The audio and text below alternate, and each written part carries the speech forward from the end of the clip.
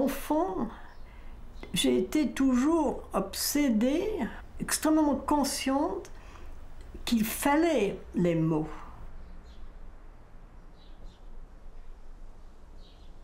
Mais ces mots, je ne savais pas de tout où les prendre. Hein? C'était devant moi, mais c'est pas quelque chose qui est donné d'avance, loin de là. Mais on croit dans ce possible.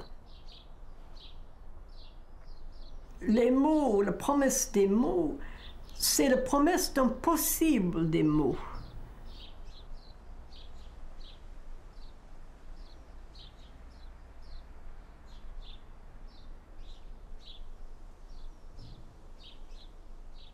Je suis née dans la Rhondda Valley, la vallée de Rhondda. Pour vous le situer, c'est tout à fait le lieu d'un livre qui était « Qu'elle est verte ma vallée ». C'était tout à fait où habitaient mes grands-parents. Ces vallées étroites, minières, où il n'y a plus d'arbres parce que tous les arbres sont partis pour faire les supports dans les mines.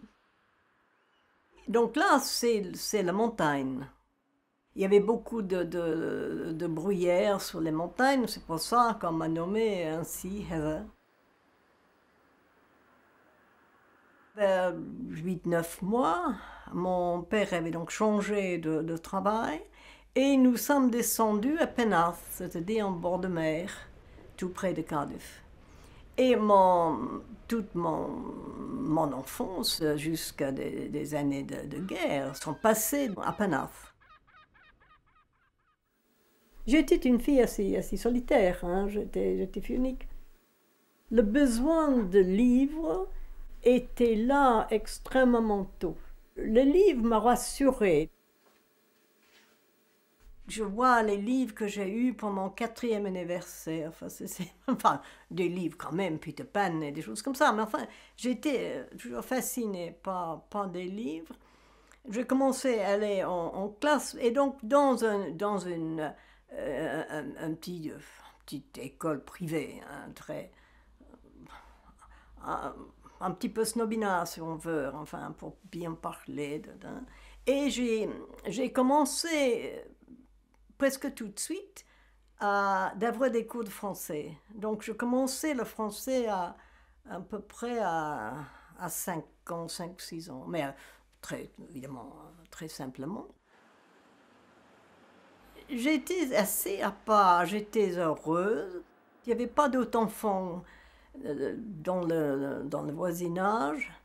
Et avant d'aller en classe, j'étais quand même assez seule, mais très entourée d'affection.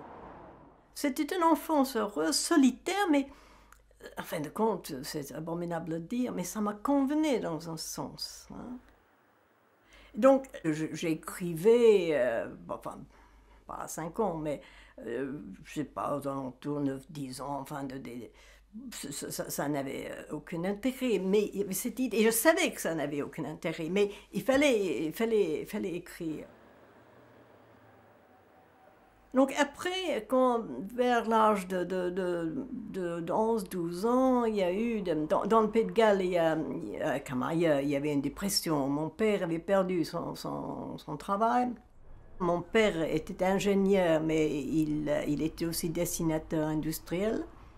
On continuait le style de vie qu'on avait. C'était pas extraordinaire, mais enfin, on avait toujours eu une voiture, on était aidé à la maison, enfin... Et en vérité, il n'y avait plus de sous. Hein. Mais l'essentiel était toujours d'avoir des livres. Il y avait des livres à la maison et il y avait de la musique. Mon père jouait le violon. J'avais une tante qui était au conservatoire de Londres. Enfin, mes grands-mères chantaient du Handel et du Bach. Ça m'accompagnait, c'est quelque chose qui m'avait fasciné. Oh, j'ai vraiment beaucoup lu. C'était Keats, par exemple, j'ai une passion pour Keats, c'est un Keats Shelley. Il y avait déjà Kafka, il y avait aussi, un petit peu plus tard, mais enfin, pendant cette période, la correspondance de Van Gogh qui est extraordinaire. Enfin, il y en avait vraiment, vraiment beaucoup. Et en fin de compte, une fois que j'avais vraiment aimé, ça faisait partie de ma vie et ce sont des écrivains que je lis toujours. Donc je faisais mes gammes, hein. C'est vraiment comme ça. Pour moi, les livres, et déjà à ce moment-là, je crois que c'était comme un instrument de musique, hein. C'était comme un piano. C'est pour ça qu'il me faut toujours beaucoup, beaucoup autour de moi, parce que je les joue.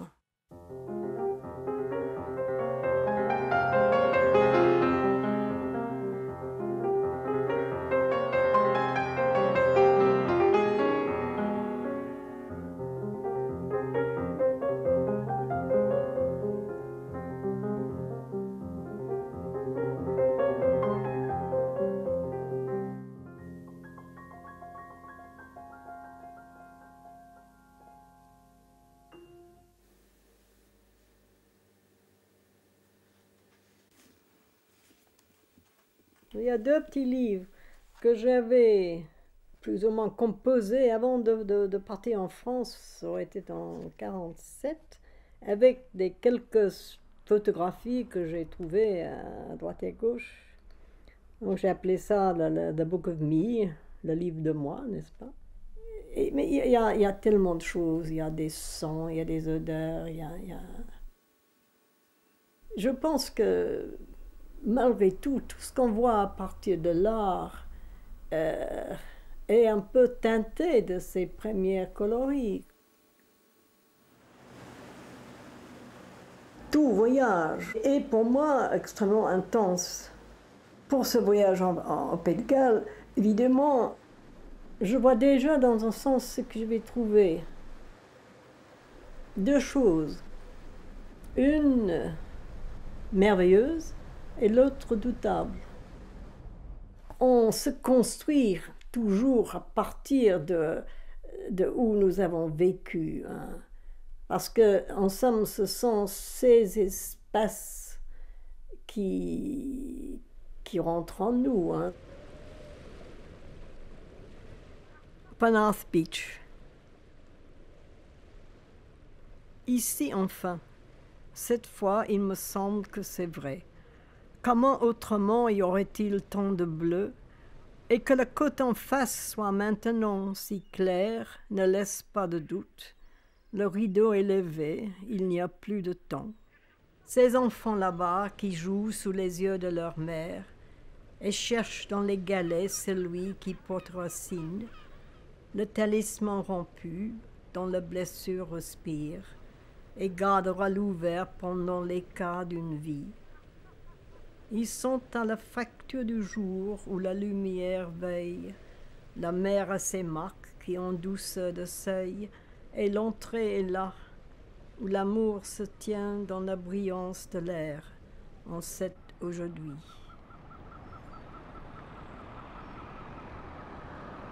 Il y a d'abord un sentiment d'émerveillement. Et donc, un jour comme aujourd'hui, avec cette lumière, donc là, c'est quelque chose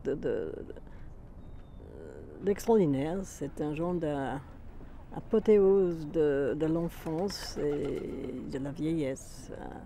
Qu'est-ce que c'est le passé? Qu'est-ce que c'est le présent? J'ai l'impression qu'on change tellement peu, vraiment tellement peu.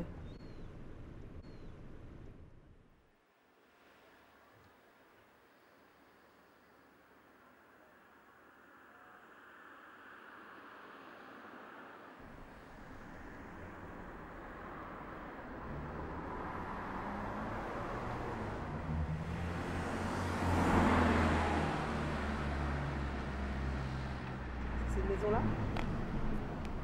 11. C'est maison blanche. Complètement changée.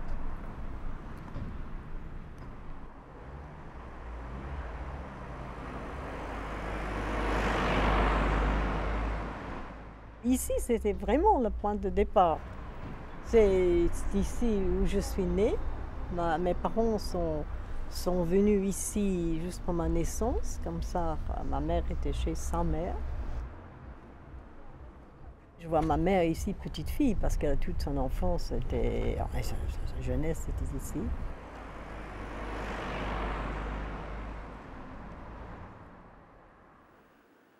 Tynuith, une église à vendre en haut d'une vallée qui autrefois vivait de ses mines de charbon. Dans cette église anglicane désertée, mes parents se sont mariés. Une photo les montre gravement descendant les marches. Ma mère, avançant une chaussure pointue, ne touche pas encore terre. Derrière, encore à l'ombre, ma tante, en image spectrale de Botticelli, semble disperser les graines d'un printemps futur. Et je suis née ici, où tout est si près, même la montagne, avant d'aller vers la mer. Ce sont des lieux qui gardent quelque chose de très fort, hein, qui reste. Et donc les montagnes, c'est quelque chose. Hein. Je me permets une phrase en anglais. I will lift up my eyes unto the hills, from whence cometh my help. My help cometh from the Lord, who made heaven and earth. Je suis un peu émue.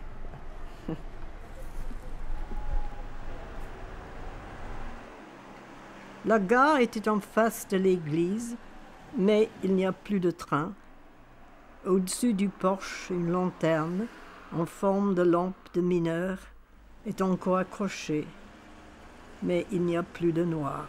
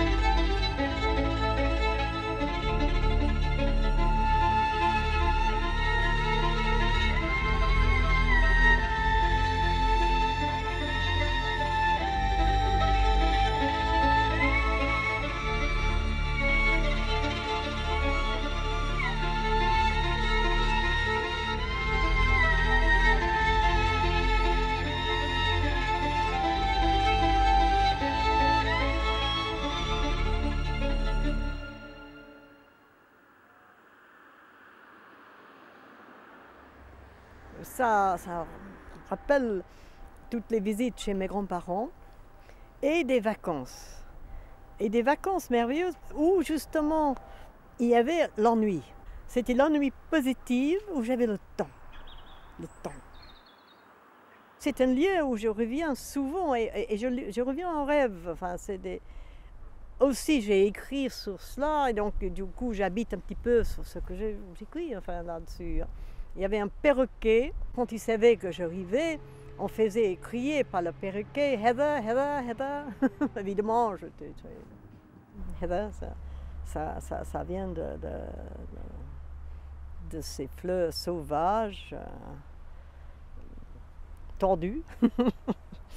Pas de tous les fleurs de salon, mais des fleurs que j'aime bien. J'ai des souvenirs de vacances de début d'adolescence et des grandes lectures.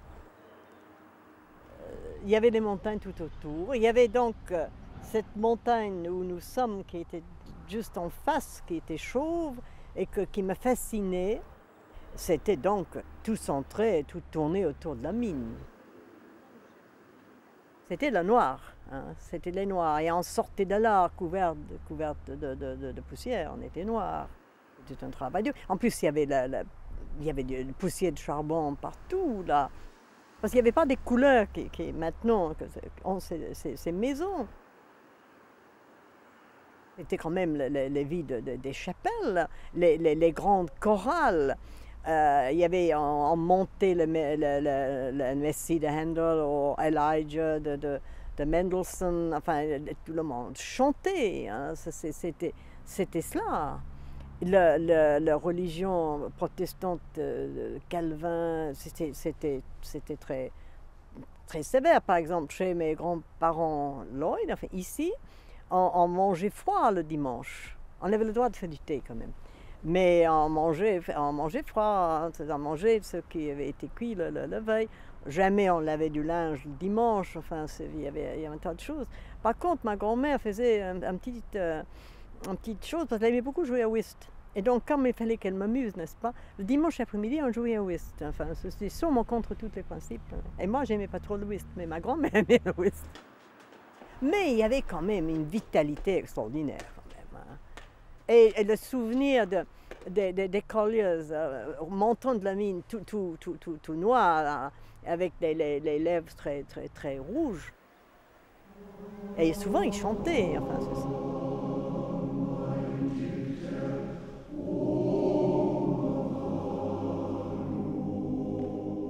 et les voix des dieux.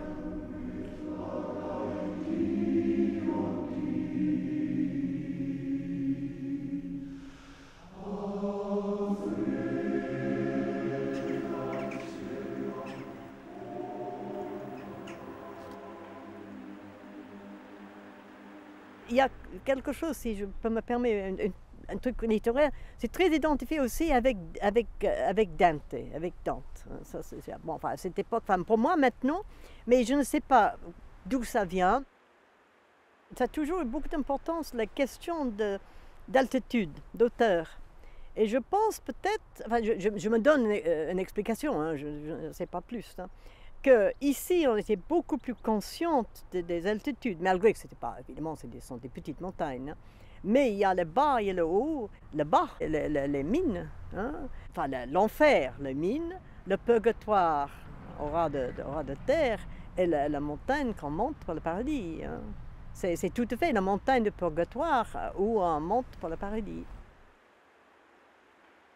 Où j'ai mes points de repère, c'est des maisons que j'avais quittées à 5 ans, un autre que j'ai quitté 11 ans. Enfin, donc je vois très bien cette maison. D'ailleurs, dans le premier recueil qui s'appelle Seule enfance, il y a un groupe de poèmes que j'ai situé dans cette première maison. Et donc là, j'étais très, dans un sens presque obsédée par la perte, le temps qui passait. Même très jeune, j'étais toujours extrêmement consciente de cela. Donc, c'était une façon, la poésie était une façon de ralentir la perte et même avec beaucoup de chance à en garder quelque chose, malgré cette perte. C'était compliqué. Donc, du coup, la guerre étant venue là-dessus, j'avais commencé à travailler dans une librairie à Cardiff. Je suis restée pas très longtemps, à peu près 6 mois. En plus, c'était déjà des périodes de bombardements. Cardiff était détruite à peu près un tiers de la ville était détruite. Hein. Je voulais trouver quelque chose pour aider un petit peu ma mère. À ce moment-là, donc, j'aurais à peu près 16 ans, je suppose, que j'avais donc découvert Hölderlin. Rilke était peut-être déjà là quand même, mais c'est surtout Rilke et Hölderlin. Donc tout ce qui pouvait m'apporter l'eau à mon moulin et tous les midis, comme le muséum, le National Museum of Wales à Cardiff, est très riche. Et ma mère m'a donné de l'argent, parce que nous habitions toujours à Penarth, hein, donc il fallait prendre le train. Ma mère m'a donné de l'argent pour acheter mon repas de midi, enfin quelque chose. Et avec cet argent, j'ai acheté des raisins secs. Et j'avais toujours des poches un peu gluantes de raisins secs. Et au lieu de manger d'autres choses, j'allais dans le musée et j'ai acheté des livres, évidemment, avec l'argent. C'était vraiment une période très riche.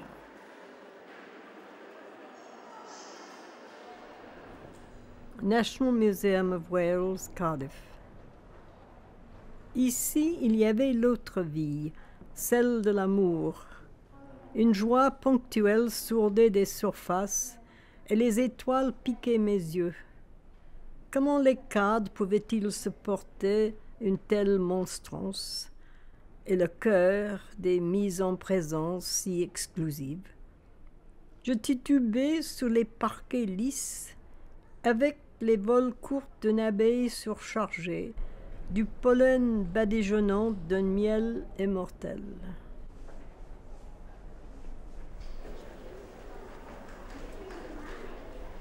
Je venais ici regarder des tableaux et ça c'était ma lunch hour, mon déjeuner là.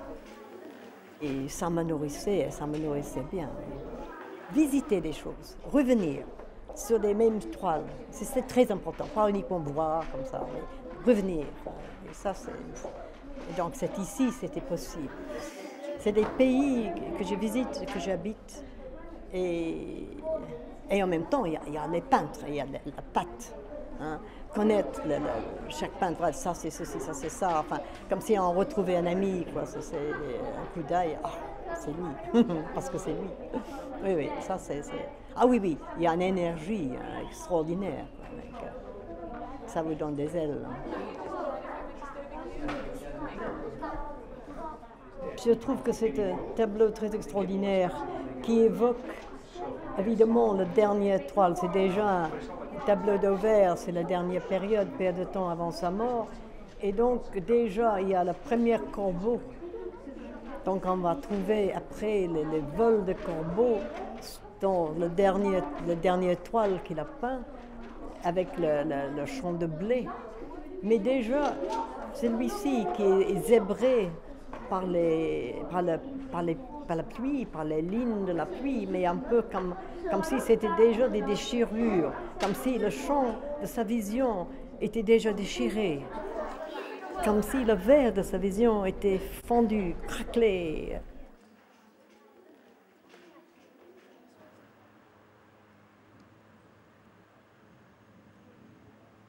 À ce moment-là, j'avais commencé à travailler comme toute jeune fille en Angleterre. Hein. Il fallait faire quelque chose pour la guerre. Et j'avais devancé l'appel et j'avais commencé pendant 8-9 mois à travailler à ce qu'on appelait la Women's Land Army, donc l'armée de terre, donc c'est très impressionnant. Mais en fin de compte, c'était des jeunes filles, des jeunes femmes qui aidaient dans des fermes. Donc c'était très organisé, on avait un uniforme, enfin. C'était la guerre. Je me suis trouvée ici, c'était en juin 1943. Et donc il y avait beaucoup de terre. Il y avait des moutons, il y avait un chemin de fer qui passait. Donc sous les ponts du chemin de fer, on pouvait bloquer les moutons quand il fallait les organiser, les tendre et tout cela. Il y avait des chevaux, il y avait des grands chevaux, les chevaux de trait. Et donc je montais sur les chevaux de trait. Et ça m'avait beaucoup plu, sauf que le soir, moi qui étais toujours plongée dans mes bouquins, mes écrits, enfin bref, le soir j'étais complètement vannée. Enfin, donc, mais j'avais un genre de salopette. J'avais toujours des carnets dans la poche de la salopette. Et de temps en temps, j'écris des phrases inspirées, mais c'était pas vraiment, ça ne permettait pas beaucoup de choses de ce goût-là. J'aimais beaucoup les chevaux.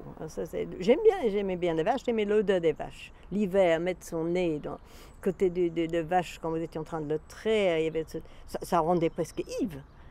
C'était quelque chose d'entêtant, c'était merveilleux ça. C'était un aspect de la vie qu'en vérité j'ignorais. J'avais jamais fait un travail vraiment physique de ce genre. Mais il y avait aussi donc toute la poésie qui parlait, poésie rurale, donc en dehors des grands 19e comme Wordsworth. Enfin, il y avait quelqu'un comme A.E. Housman, Shropshire Lad, et ça c'était... Je me nourrissais de cela, je connaissais des choses par cœur. Enfin, je suis partie pour faire mon apprentissage avec cet aspect de la nature qui était tellement lié à à du travail dur.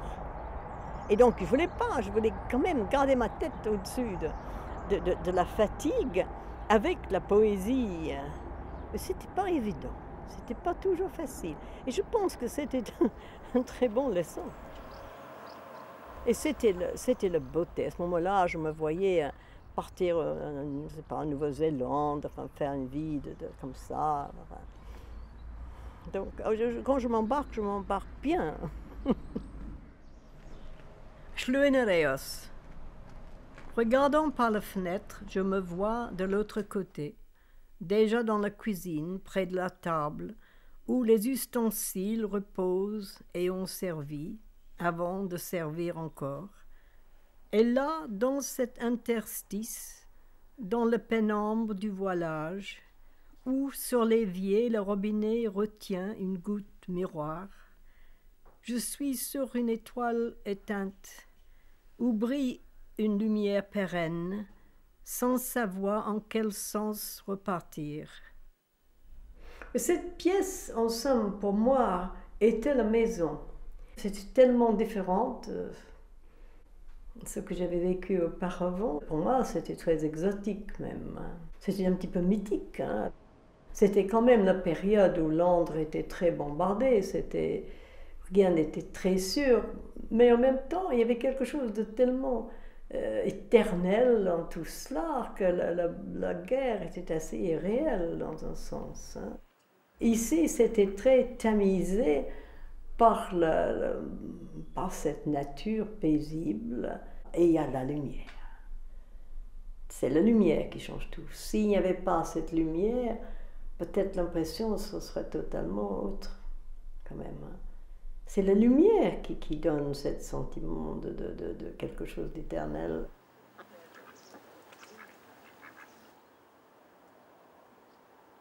Dans le jardin, sous cette étonnante lumière, où les abeilles comprennent en l'intensité du retour la seule arrivée, passer entre les arbres en spectre de soie, c'est toucher aux anges.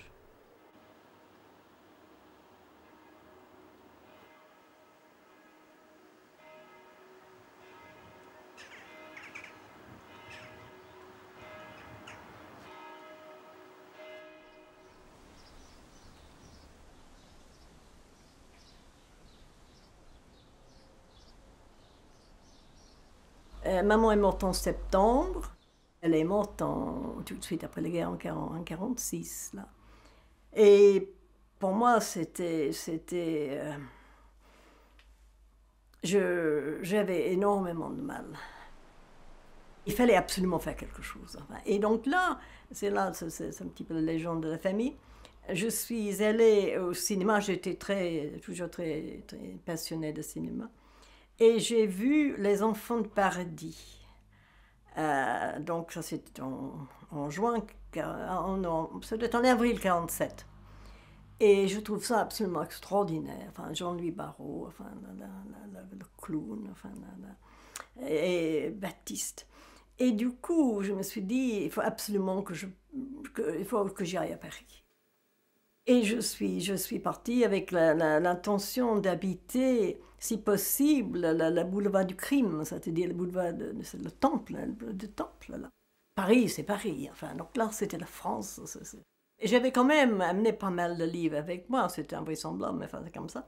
J'étais quand même toujours assoiffée par tout ce qui... Non, j'ai l'impression que j'allais être à table devant le monde, vous savez, c'est fabuleux, fabuleux. Donc j'avais presque pas de sous. À l'époque, c'était limité à 30 livres. C'était vraiment... Je pensais que j'allais trouver du travail. De toute façon, il fallait trouver un moyen de rester en France, parce qu'à bout de 3 mois, on n'avait plus le droit. Et j'ai donc passé l'examen de concours d'entrée pour le Beaux-Arts, et du coup, ça m'a donné une carte étudiante. Mais enfin, en fin de compte, c'était magnifique tout ça. Donc j'ai resté 2 ans. Et c'était donc Paris parce que c'était vraiment complètement changé de langue. C'était quand même un petit peu... C'était pas suicidaire parce que c'était quelque chose qui, pour moi, allait ouvrir des horizons.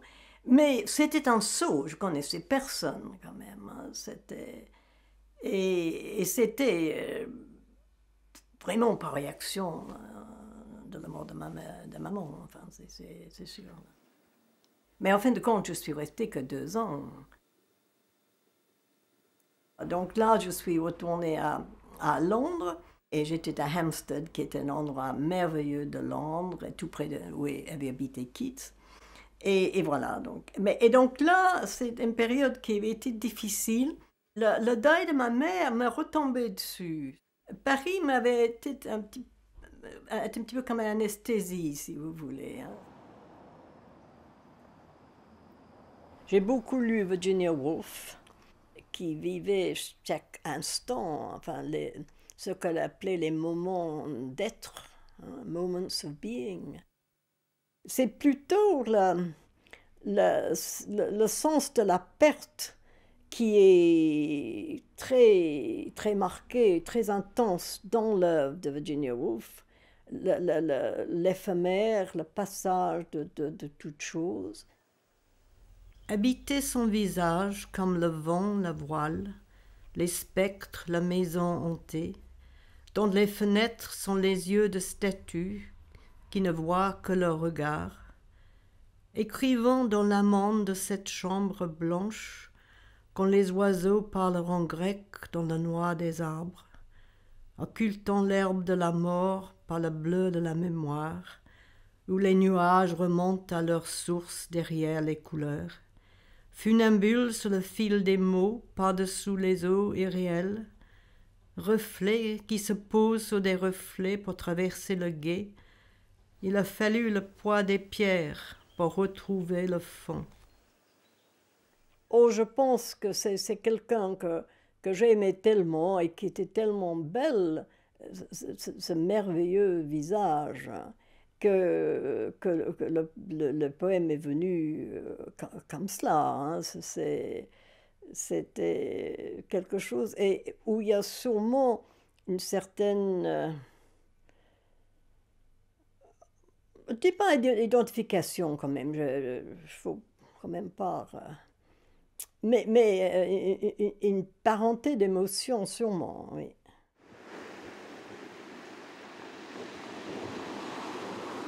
Après cela, j'avais un tout petit peu d'argent et je suis partie à l'île de Bréa en vacances.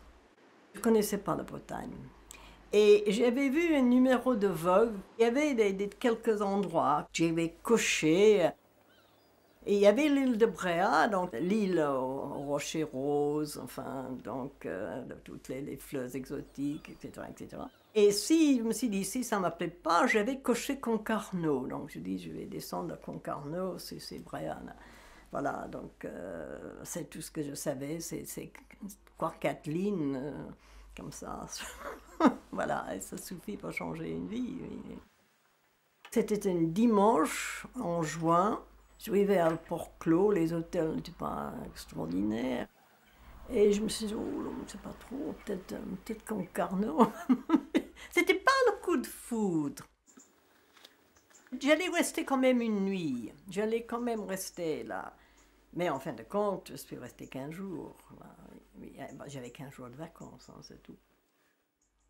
Voilà, donc là, c'est là que j'ai rencontré celui qui est devenu mon mari. Enfin bon, voilà. Nous nous sommes décidés assez rapidement de se marier. Les bébés sont venus assez rapidement. J'ai eu cinq enfants en 6 ans, donc c'était pas mal. Oui. Et donc, toute la lessive, même des choses tout bêtement, les couches, on n'avait pas toutes ces merveilles de Pampers et compagnie. Là. Et ça donnait un certain travail physique. Hein. Et c'est pour ça que j'avais espéré écrire, bien sûr, mais j'avais espéré continuer la peinture que j'avais donc commencé. Enfin, que j'avais commencé déjà chez moi, mais enfin, il y avait eu quand même les 2 ans de Beaux-Arts. Et physiquement, je ne tenais pas de faire quelque chose de convenable. Enfin, donc, je lâchais la peinture. J'aimais beaucoup des îles déjà, hein, et d'être sur une île, écrire sur une île, oh, j'étais quand même matière qui convenait tout à fait à cela. Oui. C'est vrai, ça a quelque chose qui fascine, qui est mystérieuse. On est toujours tendu vers, quoi. Enfin, on n'est jamais vraiment installé, hein. C'était le paradis. Le problème des paradis, ce ne sont jamais faits pour être vécus longtemps. C'est une suite au Pays de Galles, hein. Ici, j'ai peut-être trouvé un plénitude qu'à l'époque à Panas, très jeune, je cherchais. Et donc, des questions étaient peut-être posées à Panas. Un petit peu comme une quête, hein, donc Mais je dis des moments comme ça de paix qui dépassent toute compréhension, comme dit la Bible. C'est quelque chose qu'on désire très, très fortement parce qu'on n'est pas sûr d'y rester, hein. Je ne sais pas comment dire cela, un petit peu comme le fil de rasoir, quoique c'est très fragile. D'un petit peu comme cette toile de Van Gogh que nous avons vue l'autre jour, qui était toute traversée par des fêlures, hein, un peu comme s'il y avait des craquelures invisibles quand même, hein. C'était une distillation de beaucoup de choses, hein. Les lieux avaient une énorme importance là, hein. Et donc j'ai eu tous les enfants et je suis un drôle de mère, mais je les aime beaucoup. Enfin, c'est normal. Enfin, mais quand même, mes enfants sont très, très importantes. Et mais les deux choses étaient importantes. Donc, j'ai essayé de mener les deux choses. Donc, c'est pas facile, hein. C'est pas facile. C'est pas facile pour un homme. Je dirais même c'est presque plus difficile pour une femme. Parce que les enfants vous en veulent que vous n'êtes pas la maman qui est toujours là et qui fait bien la cuisine. Je fais très mal la cuisine. Et, enfin bon, je les nourris, ces chats petits. Et donc, c'est pas évident. Dans la maison que nous avons habitée au Petit Guerzido, la vie n'était pas très facile parce qu'il n'y avait pas d'eau. Il n'y avait pas d'eau courante. J'avais 5 enfants à ce moment-là.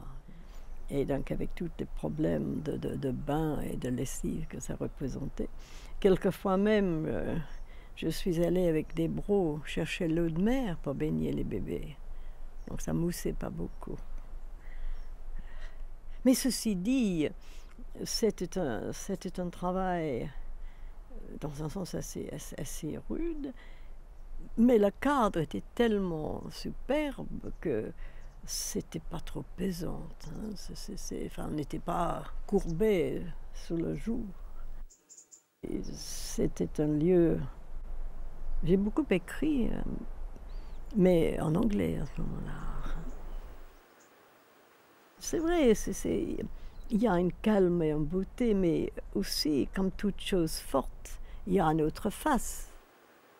Il y avait des journées difficiles, hein, difficiles. Et quand même, le lendemain, ça allait mieux.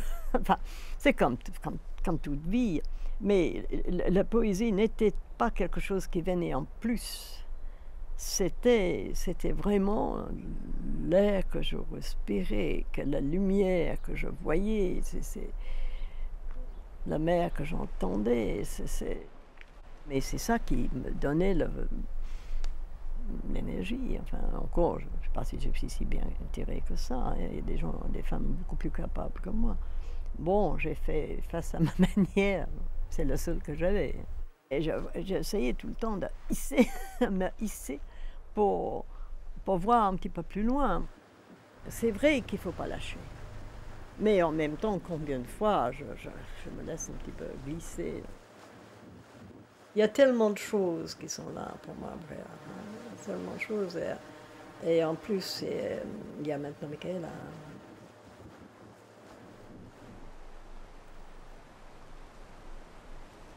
Fuchsia qui crie par sa gorge pourpre, que l'amant n'est plus que rumeur de vagues sur les grèves tranquilles de cette île suspendue, ou musique de mouettes qui frôle l'écume de nos jours, pour porter plus haut dans une lumière sans feuilles la rosée d'un rire qui brille dans le matin du monde.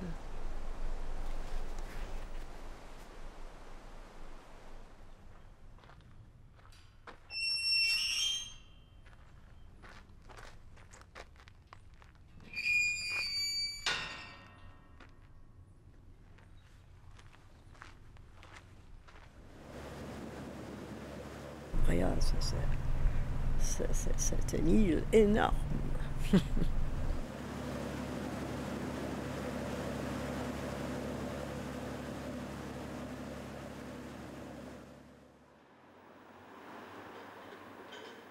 Je suis venue ici en 58.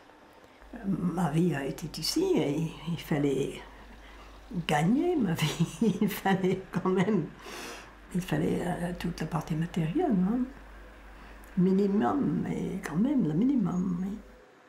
Ce que j'aime de Saint-Brieuc, il y a tout ce qu'il faut, mais c'est pas très marqué, si vous voulez, hein.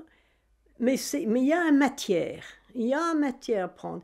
Et Saint-Brieuc est très intéressante par sa structure, par ses vallées, par donc les hauts, les collines, il y a tout un ensemble, de toute façon, dont on tourne l'épaule à la mer, enfin tout ça. C'est une ville qu'on peut réaliser d'une certaine manière dans son corps. Saint-Brieuc convient très bien à l'écriture. On habite un poème, on s'installe, hein. C'est pas un jeu pas un jeu de mots. Il y a une musique, il y a un tas de choses, mais il y a déjà, c'est un lieu. C'est une période où j'ai pas mal écrit et où j'ai commencé à prendre contact avec quelques écrivains. Et donc Guillou, j'avais rencontré parce que tout de suite, hein, donc en 58. Encore plus que Guillou, celui qui m'attirait beaucoup, c'était Jean Grenier. Ça, pour ses écritures à lui, et aussi à cause du travail qu'il avait fait autour de Jules Léquier. Donc Léquier me fascinait, enfin, pas uniquement la question romantique, enfin, je suis toujours extrêmement intéressée par le philo, enfin, donc la question de choix, la question de déterminisme, antidéterministe, enfin moi qui malgré tout, j'étais anglicane, mais mes grands-parents étaient calvinistes, enfin, de la prédestination, enfin, donc l'idée de la liberté de Léquier, la liberté, le choix, enfin, tout ça, ça m'a fasciné, mais ça avait une énorme importance pour moi. C'était pas uniquement ce jeune homme qui se jette à la mer.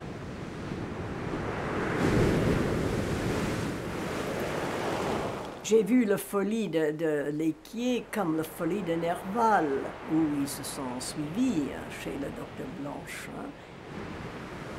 C'était quelqu'un d'excessif, hein, de tragique. Je crois qu'il est arrivé dans sa vie à une impasse. Et dans toutes les questions de suicide, c'est quelqu'un de très difficile à classer, à ranger. En somme, c'était j'allais dire un poète, mais c'est un philosophe, qui était à la recherche des origines. Et donc, en arrivant ici, une des premières choses, c'était d'aller là-bas, voir la maison de Clermont. C'est un lieu qui m'a beaucoup marqué. J'étais très, très intriguée.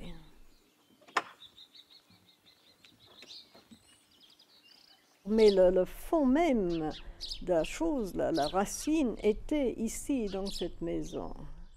Parce que pour moi, il faut les lieux. Je pense que pour écrire, ça a été la chose qui l'a fait partir, c'était ici. Il y a une phrase de Lequier qui m'avait toujours frappée. Il disait quelle est entre moi et moi cette distance de ténèbres? C'est très étrange. J'ai écrit ce petit livre assez rapidement, à peu près en 3 mois, je crois. Et c'était le premier livre en français. J'avais fait 3-4 pages en anglais et j'ai changé de langue. J'ai écrit sans arrêt et je n'achève rien. J'ai rêvé de créer un système où tout trouverait place. Mais comment trouver la place pour tout dans quelque chose? Le monde est trop grand pour être mis dans ma tête et je suis trop grand pour le monde. Il ne reste que Dieu, c'est-à-dire tout. À toi.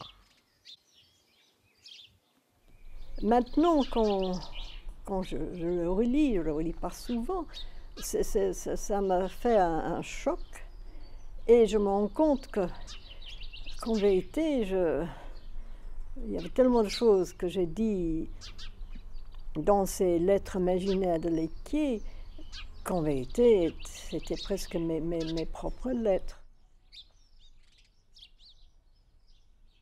Et en même temps, l'idée de changer de langue, ça m'a fasciné. L'idée de quelque chose de difficile. C'est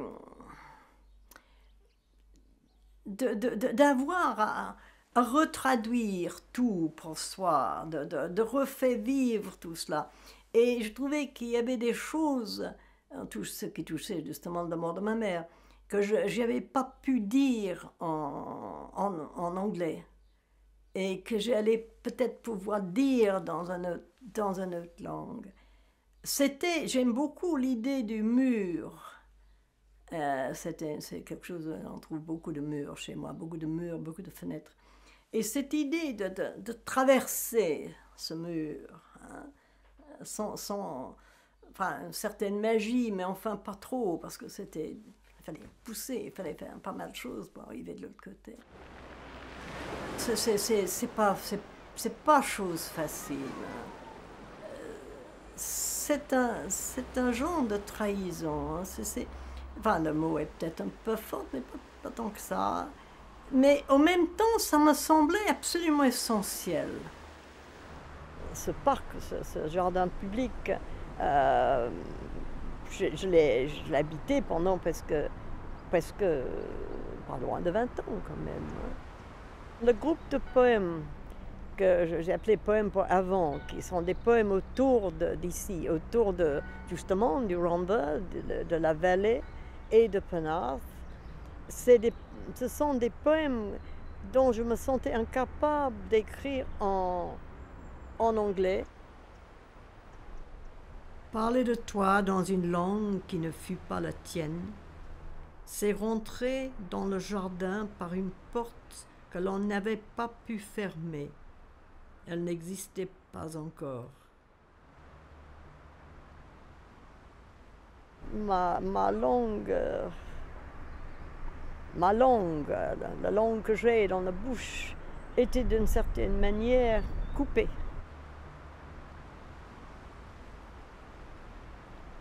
Enfermée derrière la grille qui entoure le bassin des poissons rouges, une petite fille pleure en regardant tout ce qui se trouve maintenant pour toujours à distance. Ici, c'est le centre du monde. Elle ne pourra jamais échapper à cette eau qui retient le ciel dans la déchirure d'un œil.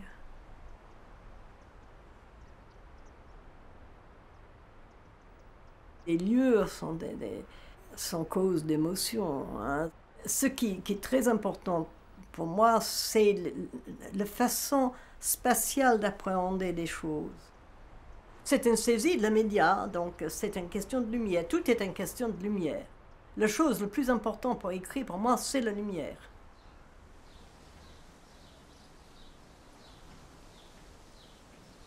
Et donc j'écris beaucoup au sujet de ce jardin. Donc quelquefois, j'imagine qu'à l'autre côté du mur, il y a la mer. Parce que derrière un mur, quand on ne voit pas ce qui est là, tout peut être là. J'ai l'impression que c'est comme un genre de couchement. Un peu quand un livre est fait, c'est vraiment l'enfant qui existe en dehors de soi. Ah oui, là c'est nous échappe le complètement. moment.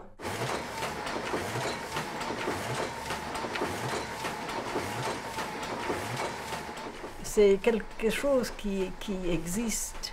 C'est quand même un dégagement et une existence en dehors. Moi, je crois que malgré tout, on écrit d'abord pour soi, mais en espérant que ça passera et que ça passera plus loin, même si ce n'est pas conscient. Dans un sens, c'est toujours en quête, hein, mais tout est et je pense qu'il y avait un espoir de toucher aussi un peu à quelque chose là, et laisser une trace. Mais pas tellement pour continuer à exister soi, mais que ce qui est autour de soi continue à exister. Moi, qui a toujours aimé la promesse des murs, j'ai trouvé le mur ultime, celui qui fut caché par les autres. Et maintenant, en ce dernier affrontement, si je peux encore avancer, c'est pour mêler mon corps au sien et atteindre ainsi l'autre face de son regard.